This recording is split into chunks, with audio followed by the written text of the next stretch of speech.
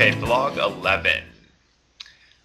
Today I was running at the gym, and on the TVs they have at the gym, they were showing CNN, and there was the kind of continuous 24-hour coverage of the uh, captain or ship that had been taken hostage off the Horn of Africa of Somalia. And, this isn't anything new. There's been, I think, dozens, if not hundreds of ships taken hostage. But I think what was unique about this case, and kind of making the coverage more kind of round the clock, needlessly, really, is the fact that it was an American ship, an American crew. And they're still holding a hostage at this time. The captain of the freighter is been taken hostage by the pirates. And there's the whole saturated coverage of these type of events, which is kind of pointless, because really talking about it and hashing it and not really having any new information, the story can easily be covered in an hour or two, let alone covering it day after day. But of course, news media is a slave ultimately to ratings or viewers or readers, and unfortunately that dictates a large amount of coverage. But what more I wanted to talk about is the fact that this isn't anything new. They've been having these ships seized by pirates, which is a horrible situation, and it's not, it certainly should be covered to a certain degree. But the fact that it's an American crew makes it a front page story and stay in the headlines and receive the saturated coverage.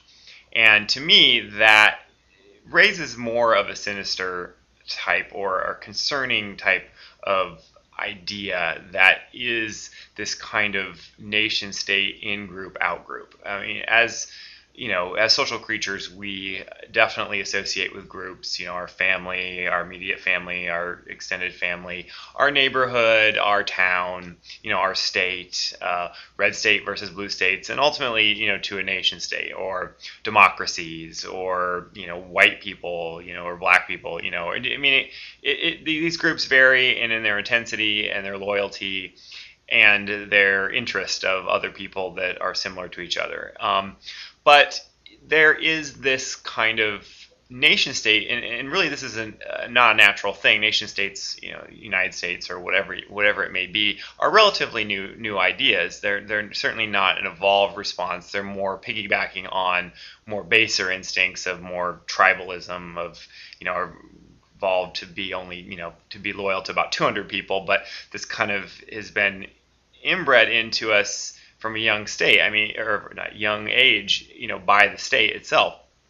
You go to, any person who goes to elementary school or even high school, has the Pledge of Allegiance. U.S. history is mandatory. I had many semesters of U.S. history in high school and in middle school, and not one semester of world history, just as an example. This kind of loyalty is valuable to state, of course, because there's a volunteer army, or people have to fight to defend the interests of the United States, or defend the United States in theory.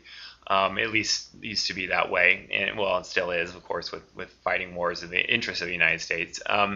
So there is a value there, but no one really ever stops to question the downside of that. Is the fact that we are hypersensitive to the interests of the United States or U.S. citizens, even though it really has no bearing on us. These people that are, this pirate situation really isn't tremendously important. This isn't the government of Somalia attacking the United States or declaring war. These are pirates. Somalia is a complete failed state. There's really the state, it's as a general rule, it's fairly lawless. And that's why these pirates are a continuing problem, because this nation state isn't arresting these people, or they don't have a viable economy. So this is the means that they're using to survive to a certain degree, anyway. So it bothers me, and no one ever seems to really question it. When you watch the news and there's a suicide bomber in Iraq and it kills 53 people, but there's 53 people were killed, but no Americans. These are obvious things that just are kind of part of our culture. When a U.S. soldier dies on the news, they'll have, a moment of silence for each individual fallen person. But obviously, no, they don't do this for Canada or people that Great Britain when the soldiers die. I mean, of course, they'll mention it, usually, but there certainly isn't this kind of